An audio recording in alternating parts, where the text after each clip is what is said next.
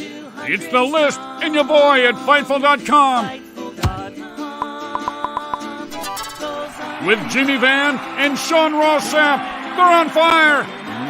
Boom shakalaka. 200 strong.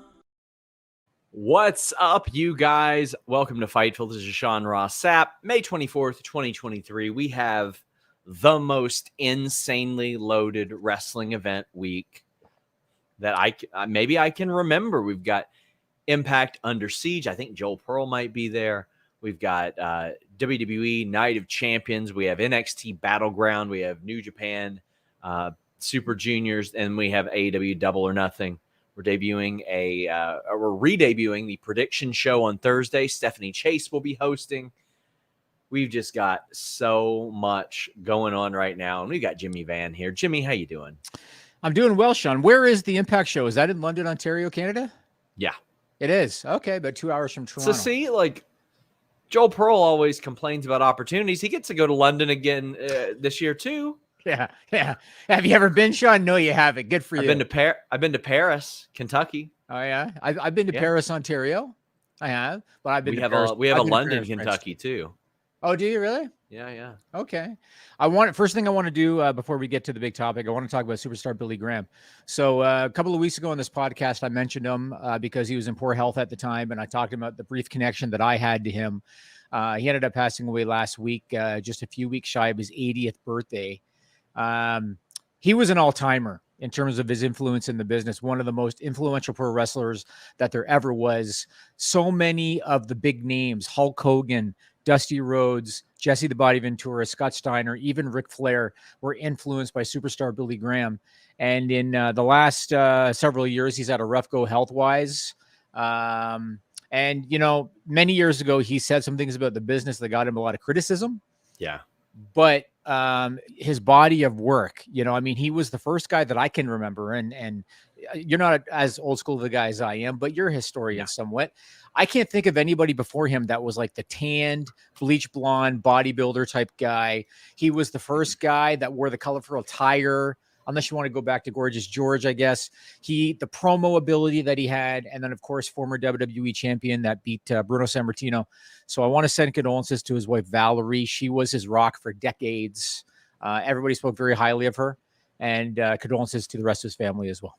He's one of the most influential performers in the history of wrestling. 100%. No question. He influenced Jesse the Body Ventura, Hulk Hogan, even X-Pac said that the reason he came out to Kung Fu fighting on house shows was because of superstar Billy Graham when he did the karate gimmick in later years. Oh, is that right? Like, you never know who you're going to influence. We send our love, obviously, an incredible loss for the world of pro wrestling. We do have some interesting, positive things to talk about as well. Make sure you guys leave a thumbs up on this video. Also, get your super chats, get your humper chats in. We've got a lot of shows this week. Just to run you down our schedule, the AEW post show tonight, Thursday, the Spotlight, the prediction show with myself and Stephanie. We've got the media call with Tony Khan, then the AEW ROH show. Then Friday, there's the SmackDown post show as well. Saturday, Night of Champions post show. Sunday, Grapsody will be on at noon, and we've got the Double or Nothing show. Over on Select, you're going to have pay-per-view previews of these shows as well. You're also going to have Sour Graps reviews. There's going to be so much content between Fightful Select, and Overbooked. And you can get your Humper Chats in at humperchats.com. And hey, maybe if today you want to leave a question for the Double or Nothing show, just note that. Our moderator, Luis, will put that down, and we will have that ahead of time. That's the benefit of going to humperchats.com, or you can just use youtube.com/Fightful. Make sure you subscribe. We just dropped an interview with Darby Allin this morning.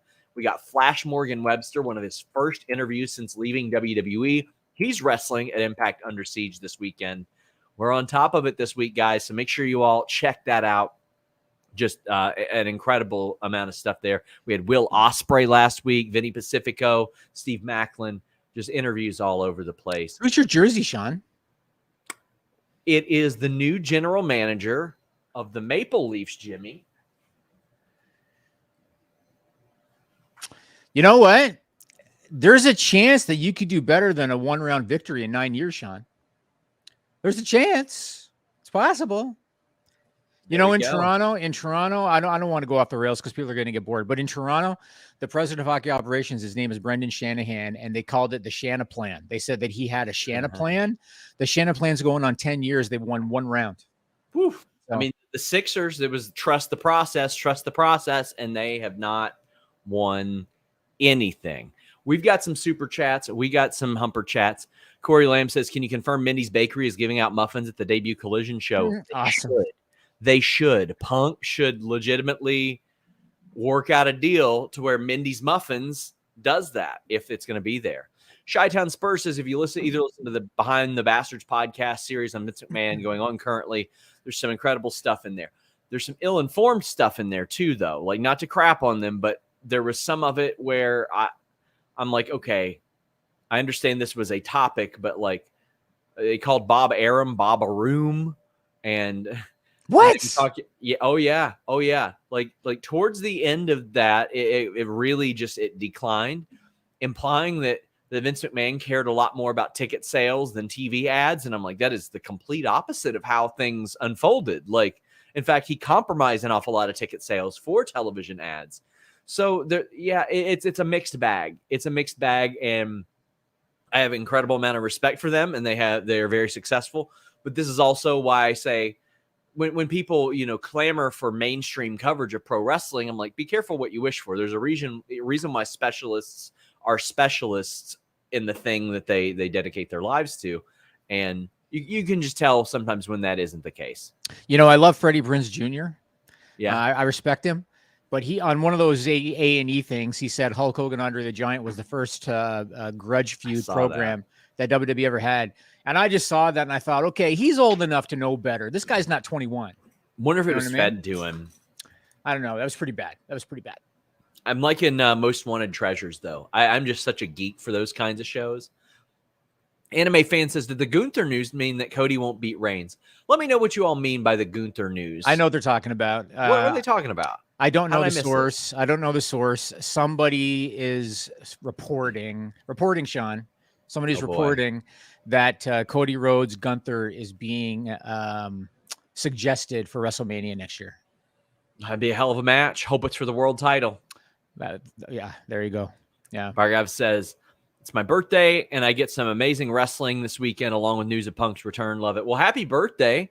Not only is it your birthday, Maggie of Coexisting with Rob and Maggie, her birthday is this Saturday. Going to see her in London for All In this year as well. So a bunch of people getting to celebrate their birthday this weekend and enjoy a bunch of wrestling. We're so glad to have you here. We have, what is it? Matt Hennessy saying, hey, Sean, hope you're well. WrestleVotes reported there will be some talent cuts. They did say it would be minor talent cuts in July with WWE Endeavor merger. Have you heard anything about this? And could you ask around? So I did ask around, and we had just posted this in the Select Portions update on FightfulSelect.com. Best $5 in the business. I'm working on a real interesting story about a free agent act that I'm hoping to have up shortly after this show. But I did ask. Nick Khan was telling sports agents around WrestleMania that they weren't going to have talent cuts. He outright said they're not going to have talent cuts. Now, that being said, I always expect NXT cuts of some kind to happen here and there because they're going to have to fish or cut bait with a lot of these people. So that is sort of excluded from that. But I haven't heard anything thus far about talent cuts. I can't speak for who WrestleVotes has spoken with or anything like that, but I can tell you who Nick Khan spoke with within the last couple of months, and he said there wouldn't be. Does that mean that his tone hasn't changed? I can't say that. I can't speak for him. A lot of things have changed since then. But it could be redundancy positions because unfortunately that is the result of a merger. That's what happens. Yeah. Cody says, you a KY guy here, Sean, 606 for life. Yeah, I love that KY jelly, man. I think everybody on the internet knows I'm a 606 guy at this point, Jimmy. I think that was made very public this week. Did Tina Turner pass away? Yeah, unfortunately. What? Yeah. Was that today? Yeah. Well, I mean, that's when it was announced. That's too bad. That's too bad. She was an all-time great in her own right. Absolutely. Orlando says, which shows are you more excited for this weekend? Seems like all of these are hit or can't miss. I think that the AEW World Title match has the chance of being the best in-ring AEW World Title match in history. I think that Seth Rollins and AJ Styles are going to prove a point. I think they're going to go out there and work like they're proving something. I am excited for ACB versus Subculture on the Under Siege show. Everything about Super Juniors I'm excited for. And NXT, full disclosure, I usually binge watch NXT, and I'm still kind of catching up on that. But, of course, I'm excited for Carmelo and Braun. That's one that I'm always pumped for. Ilya and Dijak in a last man standing match is going to be a humper as well. Like, I forgot we've got that show as well. Like, the Sour Graps review of that. Like, there's so much going on. All right, let's get to the big guy here. So another week, and CM Punk once again finds a way to get himself at the top of the headlines. Hey, especially over at FightfulSelect.com. Best $5 in the business. Updates last night, updates last Wednesday and Thursday. Here we go. Let's start with what we know and what's been made official. And then after that, I'm going to have you fill in the blanks. So here's what we know. So over a month ago, AEW booked the United Center in Chicago, and they booked it for Saturday, June 17. This is before Collision was officially announced. Well, that's what everybody kind of figured, right? That it was about. Last week at the Warner Brothers Discovery upfronts, they made it official that Collision is going to debut on TNT on Saturday, June 17. Punk was originally planned to be mentioned as the headliner for Collision, and we know this because the original press release drafted by Warner Brothers Discovery got leaked, and his name was in it. Now, AEW, despite announcing a bunch of other Collision dates and venues, they held off on naming the venue for the June 17 show, which led to speculation that there's issues with Punk. So now I'm going to throw it to you, and you can fill in the blanks. Everybody's heard the rumors, Ace Steel and all this other shit. I'm going to throw it to you. You can fill in the blanks. Why did they pull Punk's name from the upfronts? Why did they hold off on announcing the venue for the first Collision date? So what I know, what I don't know, there's a lot of gray area here. Punk was in the press release as of the Tuesday before. I heard that Punk and Tony Khan had a not so great conversation about Ace Steel's involvement. And I believe Nick Hausman's report about Ace Steel having been back in the fold, but I think it was a very Lanny Poffo-ish type of deal. I think it was very much, here's your money type of thing. And I had heard that Jericho had even mentioned, hey, maybe Ace comes back. Everybody sees that everybody can work together, yada, yada. But it was made clear to Punk that Ace Steel either could not or would not be at TV. And I'm sure from a legal perspective, that is a big concern. I don't know if that had anything to do with him not being on the press release or not being announced Wednesday. I know that all those things happened. I just don't know if that one had anything to do with the other, because people that I had spoken to said that he wasn't necessarily keen on being announced ahead of time like that. Because, obviously it'd benefit the show a lot more if he had his return on a show or it was announced on AEW as opposed to the upfronts at 10 a.m. on a Wednesday. There were reports that a legal letter had been sent to CM Punk this weekend. From what I understand is that more than anything disclosed some protections for AEW, some non-disparagements for obvious reasons, right? Maybe some stuff about Ace Steel, but some things that would ensure that he was at TV. But I had heard that as of last Wednesday, Tony Khan and Punk had a very, I was told, hilariously positive conversation. Now, what this person told me was hilariously positive, and what I consider hilariously positive in this situation are probably two categorically different things, but that's just what was relayed to me. I was told that they were discussing creative for Collision over the past week. His friends believe that he will be there on June 17th for Collision. And even a few weeks ago, we had said, well, he's returning the week of June 21st because there were so many question marks about whether or not the debut for Collision would be right before that, right after that, or he'd come back at the Chicago Dynamite. So there's been an awful lot of back and forth over the last few months about Punk coming back, what he can do, what he will do, who he will wrestle. I know that Jericho was the original pitch. He wanted Samoa Joe. He got Samoa Joe. They made graphics for him and Samoa Joe already. Will it happen? I don't know. Tonight, We will find out. I can tell you as of yesterday, the AEW talent that I spoke to didn't have their travel. They didn't know like where they were scheduled to be for that. But also last week, we learned that the plan is for a hard roster split, excluding champions and people who go through what they have trademarked as the transfer portal. So I had heard that the line of thinking there was also like, all right, you miss Miro, you miss Scorpio Sky, you miss Malachi Black, you miss Andrade. Here's where you can watch them Saturday nights on TNT. Not the worst idea, but there's a lot. There's a lot of puzzle pieces that are scattered across the board right now, Jimmy. And I feel like everybody's trying to put these puzzle pieces together right now. That way you can kind of see the art behind it. Let me throw a couple of rumors at you, and I know that these are hard Sure. to necessarily address, but so one rumor is that Tony Khan had agreed to actually bring Ace Steel back and then change his mind last minute. Anything to that? That he had not just pay him, but he had agreed to bring him back physically to shows. I don't know specifically about that. I was told that he was going to be there in some capacity. I just don't know what that necessarily means. You can hire somebody as a consultant and then they do nothing, right? Like, yeah. Again, it depends if he's just going to sit at home or if they're actually going to bring him to the venues. That's when you're going to, potentially cause a problem. Another rumor, and I've seen some outlets debunk it already. I believe Meltzer reported it. He said that AEW reserved the June 17 date at Daly's Place in Jacksonville as a backup in case they didn't get Punk because they didn't want to United Center without Punk. Did you hear anything about that? Sorry, restate that. Like, I think it was Meltzer that reported that AEW reserved June 17 at Daly's Place as a backup. I haven't heard anything credible about that.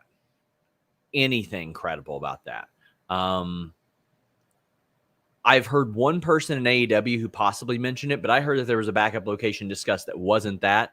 In fact, there was somebody that reached out to me that implied they fed Dave that news incorrectly. And by the time I had seen that, he had already posted it. So, okay. I want to share some of my thoughts on this stuff. And this is just based on what we've heard as of today, because you never know, weeks or months from now, more information might surface and we might find out that, CM Punk was a problem and that they had to kind of pump the brakes on things because of Punk. So I'm gonna give my thoughts just based on what we know so far. I've talked about this before, Sean. When you're a manager or when you're a business owner, sometimes when you're dealing with a top producing employee, that can be difficult. You got to learn to eat shit sometimes. And hell, even with Sean Ross Sapp, sometimes I have to learn to eat shit because that's business. And I'm sure it has not been easy for Tony Khan to deal with CM Punk. It's probably kept him up nights, I bet. On the surface, based on everything that I've heard here over the last few weeks, I can't help but look at this and think this has been poorly managed. Like this has been poorly managed by Tony Khan, if I'm being very honest, because they had known for a while that they're going to be doing Collision. They booked the United Center over a month ago. There was even a title floating around called The Second Coming. So obviously they had some idea that they're going to use CM Punk. To think that they wouldn't have everything buttoned up prior to the upfronts, when Warner Brothers Discovery is your biggest partner, they're your biggest money maker, you told them he's going to be there. I heard a report, Sean, that they initially had graphics of Punk for the upfronts. Did you hear about that? That they had his image for a graphic? Okay. So to think that you've gone to that extent and you've told Warner Brothers this and they've got press, drafted, and then you got to tell them at the 11th hour to scrap Punk from the materials. That's a bad look, man. Yeah. It's very unprofessional. There's no other way to look at it. And going back to Ace Steel, I look at it like this, and I think your Lanny Poffo analogy was really good because I look at it like this.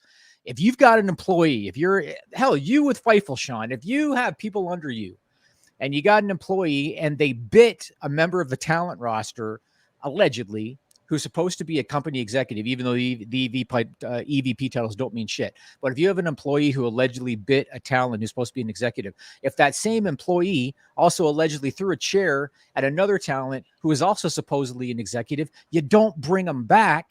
Even if you have a top talent demanding it, you don't do it. At some point, you have to draw the line. I'm the boss, and you're not. And this guy did this shit, and we're not bringing him back. The Lanny Poffo thing I get. because there's a lot of money involved here, especially when Warner Brothers Discovery, they're giving you a new 2-hour block. They're giving you a cash injection. They're doing it because CM Punk's supposed to be the centerpiece of a new show. So I understand if Tony Khan would say to CM Punk, you know what? We'll take care of him. He's not coming to the shows ever. He's never going to be at the venue, but you know what? We'll take care of him. It's another thing to make Punk think for even a second. Well, I don't know for sure. I don't know for sure if that's what happened, but I do understand why you're addressing it, because it has been implied out there. Yeah. And it's just a really bad look. It's very unprofessional. It was mismanagement. And that's how I look at it. And like I said, if things change, say weeks from now, and we hear, no, Punk agreed to everything, and then like last Tuesday, he said, fuck it, I want Ace Steel there. If something like that comes out, that's another story. But based on what we've heard so far, I feel like it's been really poorly mismanaged. And you want to talk about leverage. Punk has so much leverage, Sean Ross Sapp. You know what I mean? I think when they look at CM Punk, they're like, you know what? He'd probably be even more of a headache outside the auspices of AEW than inside at this point, if they just divide the rosters and do this show. Because at least with this, they're going to get paid a huge sum of money for this show. They're on TV more wrestlers get TV time, and you get Punk back. Now it creates some headaches there, but imagine the headaches. Look, literally, this all happened because of his WWE release, Jimmy. I go back to that. You can draw a straight line from this to January 2014. All of it. There's a direct timeline associated over the last 9.5 years from that to this. So you look at that and you're like, well, who's to say it wouldn't drag out several more years as a result of him being gone from AEW? I look at it like when you have planned to split your roster and when you have planned to get a new 2-hour block on a Saturday night, which isn't the best night for TV. I think they'll be okay, but it's not the best night. So when you make plans to do that, Punk's got so much more leverage than he already did. He was already the biggest draw that you had. Warner Brothers Discovery is giving you a cash injection for this new 2-hour block with the understanding that CM Punk's going to be the centerpiece of that show. He's got so much leverage. And to make it worse for AEW in terms of how much they need CM Punk, look at the ticket advances for the Collision dates that are coming up, Sean. Yeah. So according to WrestleTix, the advances for the upcoming Collision dates have not been good at all. The Toronto date on June 24 at Scotiabank Arena, so far they've distributed about 1,600 tickets, and this is in a building that they have 13,000 tickets out for Forbidden Door, the same building. Yeah. Then the June 29 Collision show in Hamilton, Ontario, they've distributed 618 tickets so far, according to WrestleTix. I think they'll do a lot of walk up too on the Scotiabank one for people who have planned their weekend and things like that. Well, with Punk especially, like I think as soon as it comes out, the Punk's there, it's gonna improve things. Gustavo says, got my tickets for Collision in New York. Is ROH filmed before or after Collision? Looks like the show starts at 6. The plan is before. Rock Hard Joel Wood says, I know they want Punk. I know WBD wants Punk, but hearing all this, especially when pay-per-views come around, feels like a disaster waiting to happen. I hate to use the term PTSD because I think it's kind of disrespectful to people who actually have that, but I get this like perpetual like when AEW pay-per-views come around, not because I'm not excited to cover it and all that stuff, but man, covering Double or Nothing in that situation all weekend and covering All Out and then that following week, I remember during Full Gear, I was just like, when's the shoe going to drop? What's going to happen? What bad shit is going to go down here? So, yeah, I feel that. I want to say one other thing about that Toronto date on June 24, because I think this is who is it that handles live events? Is it Jeff Jarrett? There's a lot of people that handle a lot of stuff like that. You know, you got Zane, what's his name? Zane Breslov. Yep. Jeff Jarrett, Raphael Morphy. You got a lot of people that are involved in that type of thing. Okay, so here's something that I think AEW needs to kind of work on, and it's something we've kind of talked about before. So I've got a lot of friends in the Toronto area that go to a lot of live wrestling, and they have not, as of yet, bought tickets for Collision in Toronto.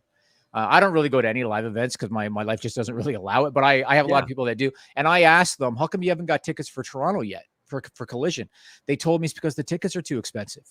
Yeah. And the thing that AEW has to understand, so they have 4 shows essentially in the same area over the span of a week, because Toronto and Hamilton, there's only an hour between them. So they have two. Not a big distance at all. No, so they have 2 shows in Toronto and they have 2 shows in Hamilton. The standard ticket price for Collision right now for a single standard ticket is $200 between the cost of the ticket and the Ticketmaster fee. And that's when there's 3 other shows that you can go to. And so that's a reason why, they're not selling a lot of tickets. I was looking at Vegas this week, Sean. Well, right now they don't have many areas opened up for Collision. They open more as they sell. That's how of they course. do it. Yeah. But I was looking at Dynamite this week or Vegas this week because they're doing Dynamite tonight at the MGM Grand Garden Arena. And they're doing Double or Nothing at the T-Mobile Arena on the weekend. For Dynamite tonight, according to WrestleTix, they've distributed 4,100 tickets, which is not a ton. For Double or Nothing at T-Mobile on the weekend, they've distributed 7,100 tickets. Double or Nothing in the same venue last year did double that. 14,500 tickets. And I think it's kind of the same thing. AEW's proven that when they go to a new market, they have an audience. Look at All In at Wembley, right? When they go to a new market, they have an audience. But when they keep on going back to the same places over and over and over again, and when you're running the same town twice in a week and all of that, they're showing that it's becoming a tougher and tougher sell. And so I'm hoping that they can kind of figure that out, especially Toronto, Hamilton being so close together and you're running 4 shows in a week. It's a very difficult sell. Yeah. You'd mentioned this in the past, like go into new markets, and they are going into a new market, but they're hitting a lot of the same areas around that new market. Right. And that's why Forbidden Door was the first one they announced, and they did really well on it. Right. Yeah. But then when you followed it up with all these other shows in the same general area, they're not selling. We've got several super chats, several humper chats. We got McAteer saying, in NXT, Tiffany Stratton beating Roxanne was the right call. She's the most improved wrestler in NXT, has got her character spot on, has excellent athleticism and a magnificent moonsault. Thinks she'll win the belt on Sunday and needs it more than Roxanne does. I do think she needs it more than Roxanne does. I think she is one of the most improved performers that they got there. She is doing incredibly well, Jimmy. She's a standout. Yeah, and she definitely fits the Vince McMahon aesthetic. So she's going to get opportunity. There's no question. And one thing I like about her, she did an interview, and I don't remember where it was, but she did an interview when they did the last draft saying she did not want to get called up because she didn't feel she was ready yet. And I respected that. Yeah, it says a lot. It says a lot about her awareness in that situation. K775 says, in 1 year, do you think the Punk thing is a success or a failure? He's obviously a wrestling genius, but seems like a blow up is around the corner. I can't disagree with the latter. It always does kind of feel like that. I'm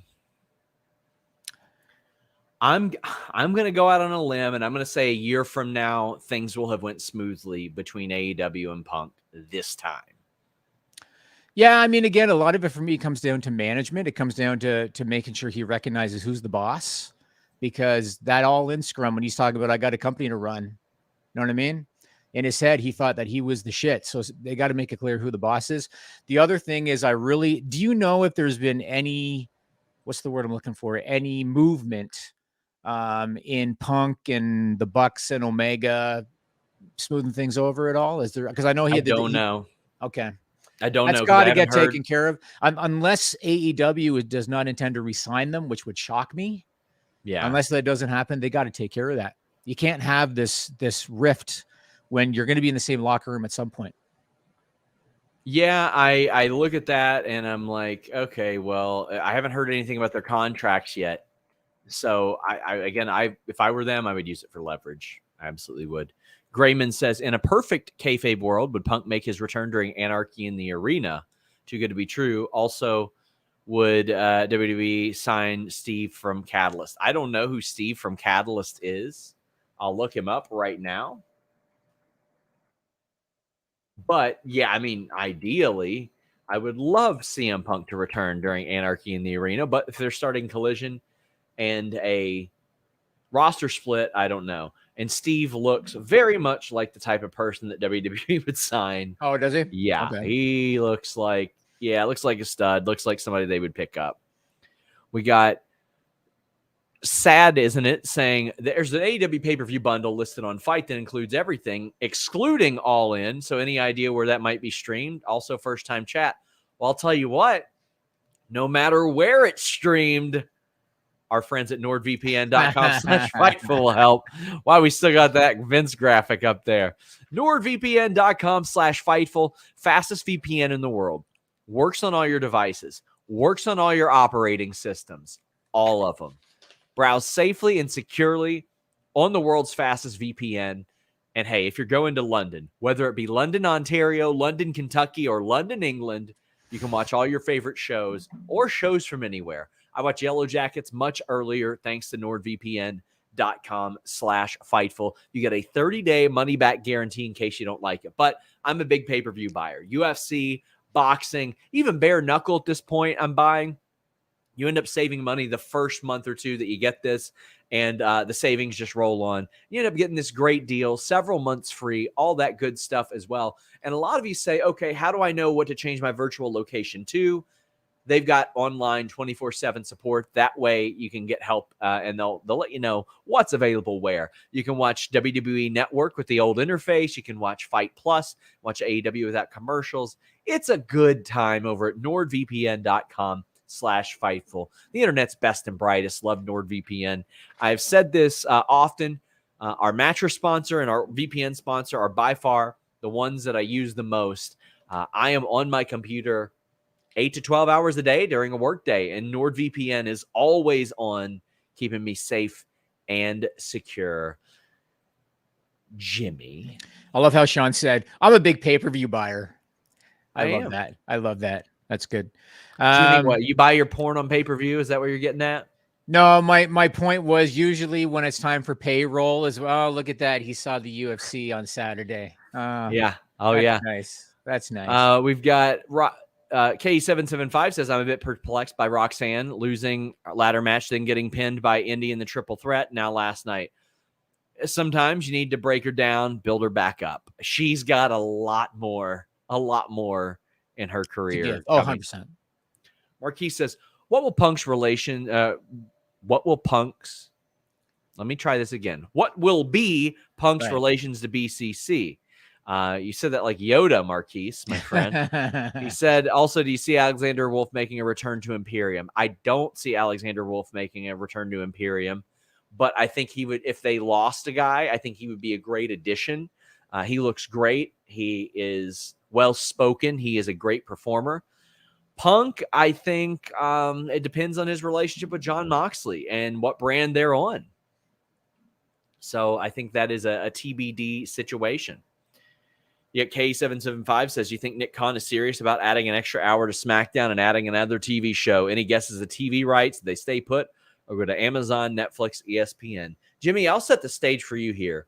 Nick Khan is saying these things. Yeah, we could add a third hour. Yeah, we could be on any night, because he's showing potential distributors, if you pay us the right amount of money, we'll do what you want. But the price tag's got to be right. That's it. It's not, oh, this is coming. He's showing flexibility.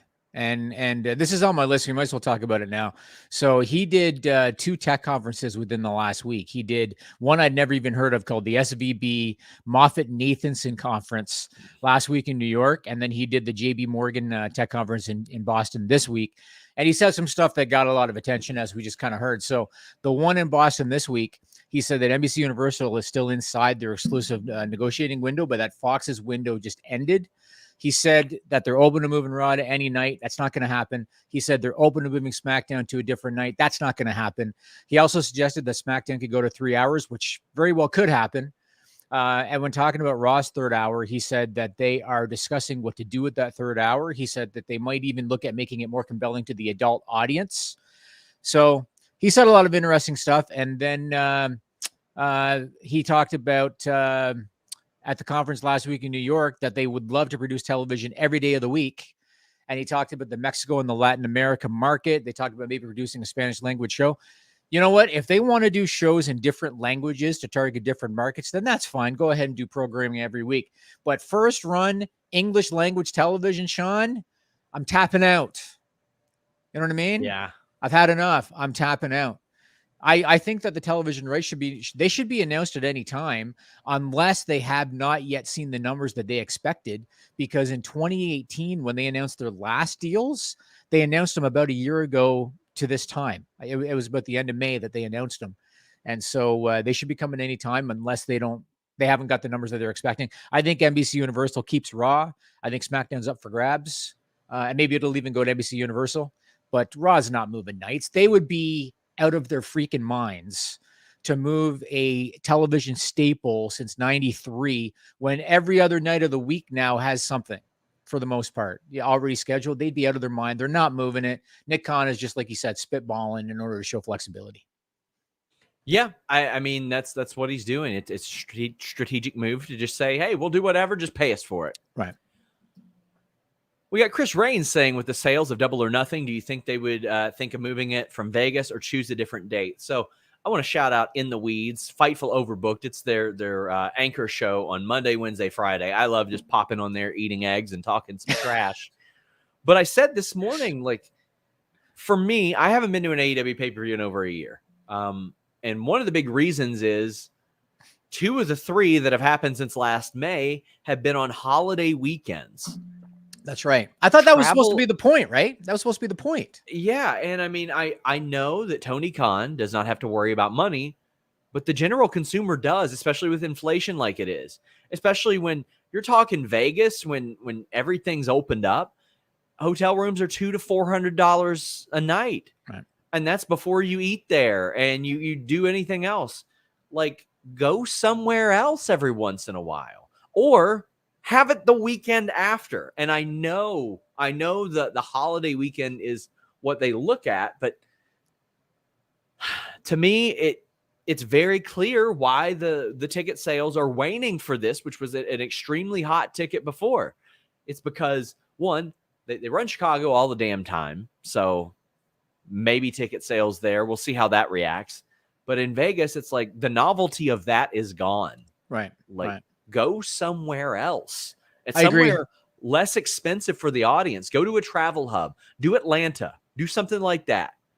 That would be fun. I think that when they did the first one, because Vegas has a certain reputation for the big fights, right? For the big fights. I mean, the big boxing fights going back to the Tyson days, they were usually in Vegas or Atlantic City. And now all the big UFC events, they're always in Vegas. And I think Tony Khan wanted to put him on that same level. And that's why they did MGM Grand in Vegas. And when they sold out the first one, everybody was like, wow, like this is impressive, right? Like they're running the MGM Grand, they're running a legitimate venue. I agree with what you're saying. I mean, they did it, it's been done, and now it is waning. And so I do think that they want to move on. Now, let's talk about Double or Nothing, because not only have ticket sales not been great so far, unless maybe they do a lot of walk up after announcing Punk, because that could happen, even though he might not be there. But television ratings haven't been that great either. And I understand that they've had a lot of sports competition, but they have sports competition every year. And that's why it annoys me, say, with Raw. If Raw has a bad rating and people say, oh, they had Monday Night Football. They've had Monday Night Football every year for like 30 plus years. And so to me, that's not a valid excuse. But Dynamite numbers have been down. And I want to ask you this question. Do you think that there might not be a lot of general interest in the Four Pillars story? Because that's the main event. Maybe to some people that have the preconceived notion about AEW and the style of wrestler they have, you know, the too little, yada, yada. I think the promo work could have certainly been better. I thought the promo work tried to start off with like the worky, shooty, like, ooh, I got you type of stuff. And I worked hard and you didn't work as hard and I worked hard. We know all these guys worked hard. Like, I don't think the way that it kicked off was necessarily a captivating way. However, ever since it started, I've been captivated by the idea of the match. Like, I think it happens. I see what's going on here. I see Jungle Boy getting his edge. I see Jungle Boy probably turning heel soon. I see Darby finally in a main event title picture. Sammy reinserting himself into the main event title picture that a lot of people thought that he would be involved in and just hasn't been. And MJF is going to win this match and move on to the next leg of the title. But I'm excited for the match itself, even though it is a foregone conclusion. There's some people you'll just never please. They'll say, nah, it's predictable. Well, no shit. No shit. But that doesn't mean that matches shouldn't happen if they're predictable, even on pay-per-view, because I think they can do something special here. I do wish that some of the promo work would have been stronger leading into it. Do you think the match is hurt by the fact that everybody believes that Darby Allin, Sammy Guevara, and Jungle Boy have zero chance of beating MJF for that title? Yeah, for sure. Okay, now I will say, like as a wrestling fan, because I always try to separate myself from a critic and a fan. As a wrestling fan, I don't care too much about the Four Pillars match. The match that I'm interested in is the Anarchy Rules match, or the Anarchy Arena match. Anarchy in the Arena, yeah. That one interests me because I find the story's been good for that one, and I really like Bryan Danielson as a heel. He's a really kind of sinister heel, and I like that one. But the Four Pillars one, for all the reasons that you just kind of expressed, the promo segments have him a good. MJF is about 1,000 times better than all three of those guys on the mic, and I think there's no chance he loses. So for me, that's been a problem. Let's go on to. Let me get to super chats. You always jump from one segment, bam, right into the other, and I got super chats from 3:08 p.m. here. Go ahead, Sean Ross Sapp. Matt says, will the Triple H Cody segment pay off with Triple H giving Cody the equalizer, aka old Sledgy? I think it needs to be either Triple H handing it over to Cody or Triple H bringing up that he was pissed off about the throne being smashed with that. Like, I would like one of two things. Maybe some cheesy, like, I see that you know how to handle one of these type of lines, or I don't like that you did that type of line. I think both of those would be fine. My only concern with injecting Hunter in there is that there can be no payoff because he's not going to get in the ring. He can be a mouthpiece. He can absolutely be a mouthpiece. He ain't getting in the ring, though.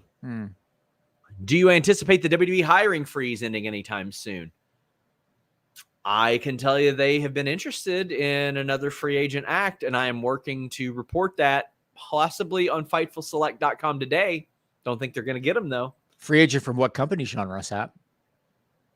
No company. They're free agents. Patrick says, is there any truth in Ace Steel returning to AEW? I'd find it unbelievable up for bit Kenny. I think that he'll be getting paid by them, but I don't think he'll be backstage. Adam Weller says, just watch Brian Zane's new video on Hogan and TNA, and the comparison is apples to oranges, but I do catch similar vibes with Punk. It's apples and oranges because Hogan was not a primary top of the card performer there. He was a personality. Sorry, I got the hiccups. You okay there, bud? Okay. Yeah, personality, but Brian Zane does great work. I want to say one thing almost in defense of Punk, and I'm obviously not going to speak for him, but I do want to say one thing. You got to understand just for a minute, I guess, if you're CM Punk, right? When he's in WWE, he was held down for a long time. He was, because he didn't fit the aesthetic. He finally broke through, became a star. Then he's getting, everything he said in the Colt Cabana podcast. And I'm not suggesting that everything he said was 100% accurate, but I think a lot of it was. I can understand how he's got a chip on his shoulder and he probably doesn't have a lot of trust. Sure. And I'm sure that carried over to AEW. But at the same time, the All-In Scrum should have never happened. Even when I reached out to him for like comment on stories, I'm like, listen, I understand you're not trusting of media and all that stuff. I understand exactly. That's why like people will be like, oh, well, do you have an issue if somebody's got heat with you or doesn't want to do an interview with you? No, I understand why anybody in wrestling would not want to be on screen with Dirt Sheet Guy. I get it. I completely understand it. I'm trying to change that perception to where it's commonplace for me to reach out to people and agents and executives and things like that. But I get it. I absolutely get it. Yeah, I do. Mr. Acosta says, do you think the crowd turns on Punk at some point? Listen, I don't know what arouses CM Punk. I don't know. I don't know what turns him on, Mr. Acosta. But yeah, I think he'll be a heel at some point, honestly. I think it's going to depend on the opponent and the venue too. The crowd. Yeah. Chicago's still going to love him. We got a lot of people saying like AEW has to come back to Phoenix. That'd be cool. Starting my petition for Double or Nothing to Atlantic City. I don't know about traveling there. Jimmy, take on AEW's upcoming rights deal and money. I think their all-encompassing deal could get maybe $1 billion over the course of the deal, Jimmy. Yeah, I mean, it's not going to be, we've talked about this before. This isn't apples to apples over their last deal, because their last deal was strictly for Dynamite, and whatever cash injection they got for Collision, we haven't really heard a number yet. So I agree with what you're saying. Their next deal is going to be all encompassing. I mean, they already started pulling stuff off YouTube, right? Because they gave exclusivity to Warner Brothers Discovery. Sure. So the next deal is going to be for Dynamite, Collision, Rampage, streaming rights, maybe even pay-per-view. I know they were getting, I believe it was $45 million a year just for Dynamite. Don't know what they're getting for Collision. I think thinking that they're going to get at least $100 million a year for those shows plus streaming rights, I think that's really within the realm of possibility. Maybe I don't know if they're going to get a billion over 5. Maybe. Yeah. But it's been made clear to me WBD is not interested in ROH, and that dates before ROH was even available, which is a bummer because that could be good. I mean, they could have a complete wrestling tab on the Max thing, just like Peacock. Sure. Spencer says, what's the next big WWE or return debut from another company for WWE? When will it be? Thanks, Sean and Jimmy. I'm going to say either Eric Young or the Authors of Pain. Other than that, I don't see any on the horizon. They let Switchblade Jay White just walk away. And Switchblade Jay White could be an immediate, you sign him, he is an upper card guy type of thing for them. You're right, but I would like to think that even Vince McMahon has the wherewithal to understand if you can get Kenny Omega, you know what I mean? You got Cody Rhodes. Cody Rhodes was one of the founding fathers of AEW. Kenny Omega is one of the founding fathers of AEW. Jay White's not. And I'm sure Vince McMahon has to understand if you can get him, you go for it. I don't think it's going to happen. I'd be surprised if Omega and the Bucks leave, but I said that about Cody too. Let's see here. Xavier says, does anyone know if Sling and Hulu count live TV count towards ratings? Yes, they do. They absolutely do. Just an appreciation super chat. Caden says, off topic, Panthers winning the cup. Whatever. No, Vegas is beating the Panthers for the cup. Mr. Acosta said he walked right into the turning on CM Punk joke. Now he knows how Denise feels. By the way, Denise joining me this Saturday for the double or the AEW. She's joining me for the Night of Champions post show, damn it. Too many shows, Sean Ross Sapp. There's a lot. I mean, Grapsity's moving to Sunday, so you hear them talk about that too. They'll be in Vegas as well. Dream Ninja says, the injury bug sucks. Liv, Mercedes, Dakota are 3 of my faves. Monet signing a new deal is great. She's like a kid in a candy store signing contracts to have the dream matches she wants. I hate to see all the injuries there. I've heard some are healing up, which is good to hear. I think the face of AEW's women's division will hopefully change pretty soon. But what's the new deal they're talking about? They said Monet signing a new deal. Supposedly she signed a new deal. I had reported on FightfulSelect.com. It backed up Meltzer's report. Mercedes was supposed to win that title, and they changed it on the fly. I saw the spot. You saw the spot, right? It's rough. It was tough. So the reports are a broken ankle. Have you heard anything? I have not heard anything. I'm working on it, though. Okay. That was a tough spot. Any update on if Danhausen has nips? CM Punk says no. Patrick Wrestling says, any news on AEW on Max streaming? Not imminently. They are in theaters, and they are on pay-per-view this weekend.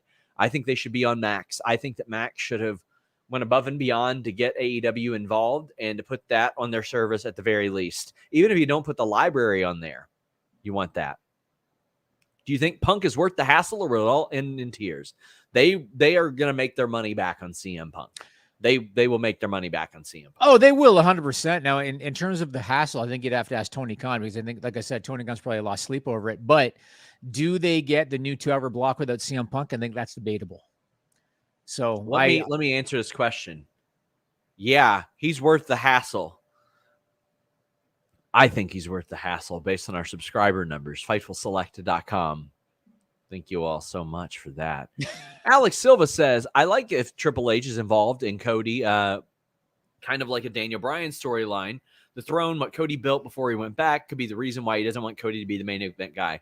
I would love that, Jimmy, if they referenced AEW history as WWE history, because why wouldn't Triple H be a little bit salty about Cody taking a sledgehammer to that throne? I mean, I'll tell you one thing. We've been sitting here bitching for weeks that Brock Lesnar has not explained why he attacked Cody Rhodes. So if it comes out that Hunter told him to, okay, now at least there's somewhere to go. The only problem again is Hunter's not getting in the ring. So how does Cody get his comeuppance on Hunter? That's the problem.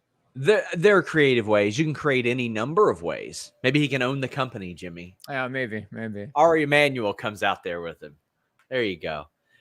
What theme song do you want on loop, repeat during Double or Nothing? I don't know what you mean by this. What theme song? Does he mean like a wrestler entrance music? Or do you mean like a gambling theme? I don't know. I just want a bunch of puns I just like when somebody taps out and they're interviewed backstage, I want them to be like, you got to know when to hold them and know when to fold them. Phantom says TK needs to capitalize on Willow while she's hot right now. She is hot right now. She is such a great baby face. I'm sure she'll have the belt with her on AEW television. Like, why wouldn't you? Bizarro Big L says, appreciated what you said on Monday, Sean. Whether football or wrestling, a person's safety is more important. People need to reevaluate. If they spread hate for someone liking a different team or company, hope the best for Mercedes. Can't wait for Wrestle Kingdom 12. I had this conversation with both my wife and Najir of Big Gold Belt. I want to plug him. I did the Wrath of Hannah review with him and Big Gold Belt Media, and I was like, could you imagine, Jimmy, if a guy at like 40 or any age finds a girl that's interested in him? He's like, hey, come over, I'll cook for you, yada yada yada. And after they eat dinner, she goes, she takes a gigantic shit because he's probably undercooked the food in his, and he's on his couch giggling, looking at his phone, scrolling. She's like, oh, what's so funny? And he's like, nothing. She's like, oh no, tell me. He goes, well, do you watch wrestling? And she goes, no, absolutely not. Why would I do that? She goes, but continue. He goes, so there are these fucking marks. And she's like, wait, what? He's like, yeah, these marks, these E-drones, these AEW sexuals. And let me tell you, they read these stupid dirt sheets. And there's this guy who got hired from a dirt sheet to go to AEW, and I think he copyright claimed this thing. And she's like, what are you are you getting to the point? And he goes, not really, but listen anyway. And then she walks out the door. Can you imagine how a normal functioning human being would, even a sports fan, even a tribalistic sports fan, would look at how some of these people behave over AEW, WWE, formerly Impact a lot. Impact fans there used to be the TNA Mecca, if you remember that. They were pretty bad. And you just be like, what is going on? Like, what are you doing? Like, that's not normal behavior. This sounds like that meme when Bad Bunny was talking to what the hell, Jenner? Exactly. That's exactly what it sounds like, what you just said. Yeah. Just like, and she's like, and then she turns into the SpongeBob meme and she goes, all right, I'm going to head out. I'm going to leave. I'm going. But we got Ricardo saying can't ask for a better oops champ than Willow. That's a good point. Yeah, they made the most of it, right? Yeah. Joel Wood says there was music playing during the whole Anarchy in the Arena match last year. I think that's what they're referring to. Oh, well, that's one song and one song only. Diggity dog. Sacco. That one. That's it. Play that over and over and over. For like 25 minutes. For 25 minutes. For 25 minutes, please. And real ones know. Real people know. Jimmy, we got a few minutes left. What else you got?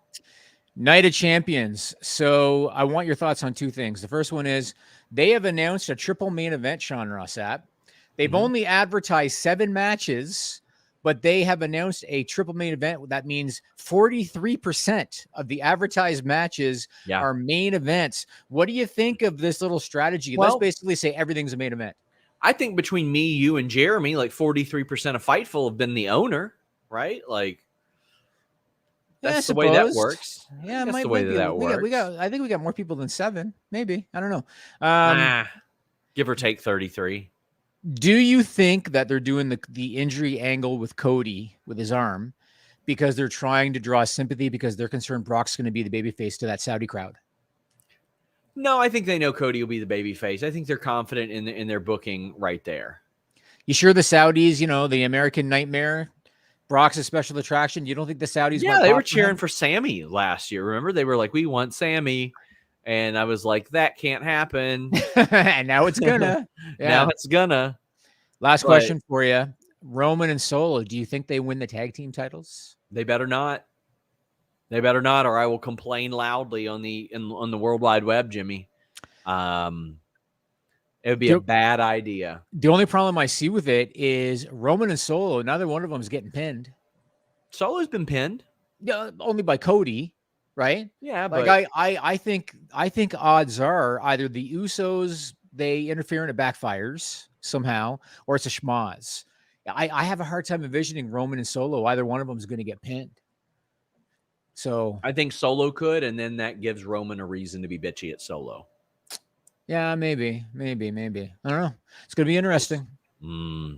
Chi-Town Spurs says, I've seen people fight each other over soccer in this country. Nothing surprises me anymore. All fandoms have people as insane as these Twitter accounts. Yeah, but I mean, I'm just saying, if you bring that up to a girl about wrestling, it is a lot less relatable than I don't like this other sports team. They're like, wait, the referee, you specifically don't like that female referee? Why?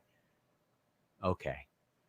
Guys, we are headed over to The List Goes on FightfulSelect.com. I am waiting to nail down a report about some free agents with some interest from multiple companies. So that will be on FightfulSelect.com as soon as I can report it today. Jimmy, what else you got?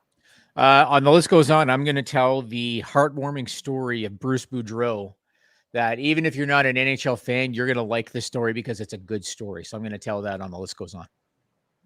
FightfulSelect.com. Go ahead and subscribe. You're going to love it this week. I got a whole bunch of AEW news. Until next time, we're out.